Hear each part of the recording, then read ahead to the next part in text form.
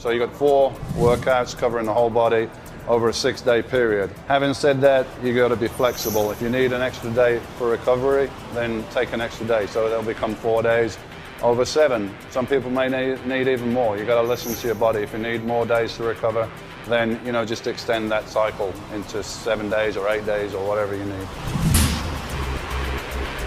Extra negatives are a tool that you can use to increase the intensity. Basically, you got 3 phases of strength. The weakest phase is the positive, or the lifting of the weight. That's the weakest phase. The second phase of strength is the static. You're stronger on the static. And then the third phase is the negative. Unfortunately, a lot of people think in terms of just lifting weight. So, for instance, a bench press, they've lifted the weight to the top. All right, job done. Just drop it back down and do another one. They're missing half of the rep, and possibly the most important half of the rep, because more muscle damage occurs on the negative than on the positive. And it's a damage to the muscle that the body repairs that then becomes muscle growth. So you're missing the most important part of the rep if you don't emphasize that negative part. And even when you've gone to failure on the positive part of the exercise, your muscle hasn't gone to true failure because there's still strength left in the negative. So that's why I advise sometimes doing additional negatives at the end of the set. In the off-season, a moderate amount of cardio I think is good for your cardiovascular conditioning. You need some decent amount of cardio to recover between your sets. So 25, 30 minutes, 3 times a week, moderate cardio, I think is good for some conditioning. It's also good for recovery from the workouts because you're pushing blood around the system. I prefer to do them on days that I'm not in the gym, or if if your schedule doesn't permit that and you have to do it on the days you're weight training, I would much prefer to do it away from the weight workout. I've known for years from my own feedback that if you do cardio after weight training, it kind of interferes with the recovery. I do a small amount of ab work, but there's no additional weight. It's just body weight, short movements, crunches, reverse crunches, leg raises. Of course, if you wanted to get thicker abdominals, you could use extra resistance, but most people don't because aesthetically you don't want to build too much muscle in the midsection because it spoils your shape. There's a debate, what's better, machines or free weights? They're both tools that you can use. As long as you're working the muscle, you're working it to failure. It doesn't particularly matter if it's a machine or a free weight. There's advantages and disadvantages. The advantage with a free weight, of course, we're all built differently. We're all different heights, we're all got different lengths of limbs, different attachments and everything, where a machine is just built in one way. A free weight, if you lift a free weight and I lift a free weight, it will take a slightly different pathway because our bodies are built differently. So that's the advantage of a free weight. It works with the individual's body, where a machine, you're locked into a groove. The advantage of a machine is that you can isolate the muscle without too much outside involvement, especially if you've got injuries, they're very useful. And there's more control involved. So if you want to do extra negatives and so on, of course, if you're doing a free weight bench press, it's very awkward to do extra negatives at the end. You'd have to lift the weight to the top and lower it down, and it's just not practical and it's not really safe. Whereas the machine, if you're doing a machine bench press, you can get your training partner to lift to the top and you can control it and it's safe. So there's advantages and disadvantages. I use both in my training. I use free weights, I use machines. I've always worked with a training partner just because working to failure, it's not practical.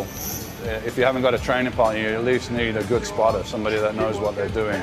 If you're going to failure with on an incline press with a free weight, for instance, if you got a failure and there's nobody there spotting you, it's very dangerous. You could get stuck with that weight on your chest.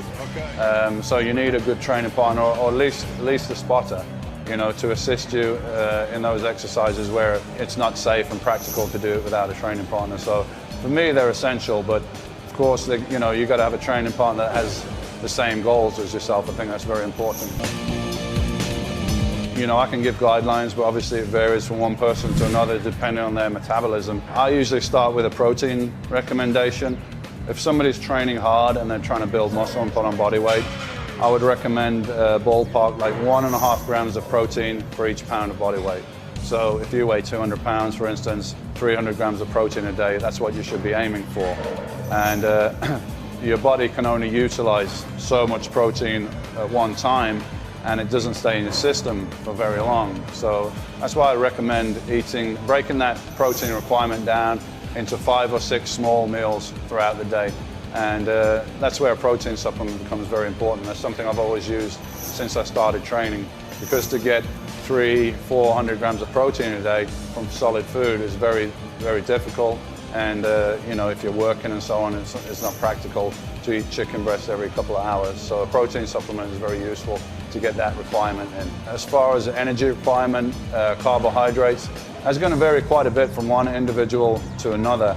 So I can give you a guideline, and basically if you're putting on body fat with that level, then you have to bring it down a little bit. If you're not gaining weight, then you have to go up a little bit. And again, break it out throughout the day and keep a good source of carbohydrates, you know, fairly complex carbohydrates that are broken down slowly, released into your bloodstream slowly, so you don't get spikes of blood sugar and big drops. So we're talking oatmeal, brown rice, sweet potatoes, vegetables, things like that. You need fats in your diet. There was one time back when I started training where it was just high protein, carbohydrates and super low fat. And I found with a little bit more fat in my diet, definitely my strength went up, and I got better gains.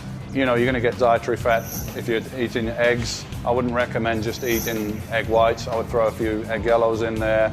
If you take all the yellows out, you're taking some of the aminos away. So let's say you're having 10 egg whites, I would say have at least 3 yolks in there as well. Beef is an excellent source of protein. It's just, you know, if it's very high in fat, obviously you don't want that. But you can get, I used to get lean ground beef, almost as lean as chicken breast, and it's a better, more complete source of protein. So eggs, chicken breast, turkey breast, beef, fish is fine if you like it. I'm not a big fan myself. And then a protein supplement. Those are my main sources. I used to train after 2 meals. So I'd have a big breakfast, you know, oatmeal, eggs and so on. A couple of hours later, I'd have a shake, a protein shake, maybe a banana, a small amount of carbohydrates, about an hour to hour and a half before I trained. 30 minutes before I train, I take a pre-workout kind of stimulant supplement. After training, I would take a small amount of simple, quickly digested protein, like a whey isolate, along with some simple sugars, dextrose, sucrose, it doesn't matter as long as it's simple sugar. Then you're going to get that insulin reaction. Body's going to release insulin, and it's going to help push the nutrients towards the muscles that are depleted at that point. And that's a good time to take, you know, extra glutamine, creatine. If you're taking creatine, that's an excellent time to take it. You're going to absorb more right after the workout with the simple sugars. Well, I got a lot of experience with injuries, man. I had enough injuries over the years. I've learned as I went along. As a young guy, when I started, I got injuries, and there was no good advice around. I'd go to my MD, and of course, I don't know much about sports injuries. I just tell you to rest and take some anti-inflammatories. If you've got an injury, a small injury, it's good to take care of it. You know, what happens if you've got an injury, if you've got a small tear in the muscle, your body will repair that, but it repairs it with scar tissue. Scar tissue is not flexible like normal muscle tissue. It's not elastic. So if you could think about like an elastic band, if you snapped an elastic band and then stuck it together with glue, with a lump of glue, it'll be fixed, but it'll no longer be elastic, and there's a good chance that lump of glue at some point is going to snap again.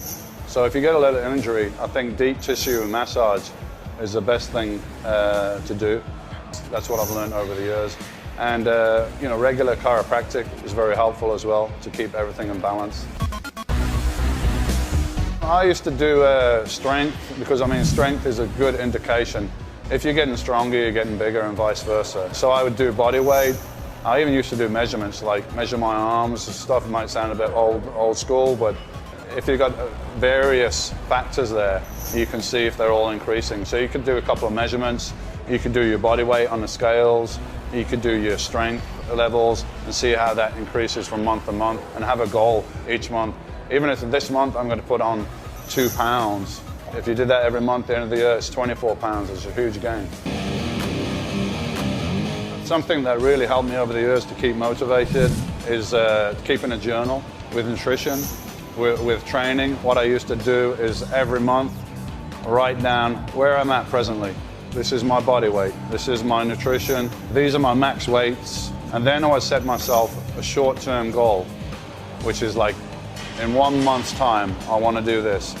And it's got to be an achievable goal. For instance, if you could just add 5 pounds to your bench press in a month, if you could do that every month, then that's 60 pounds at the end of the year. That's a huge gain. So it's important to have goals, short-term goals, maybe monthly goals, and maybe a long-term goal at the end of the year, and break it down into little steps. Instead of looking at the end of the year, I want to achieve this, how are you going to get there? You've got to take small steps to get there.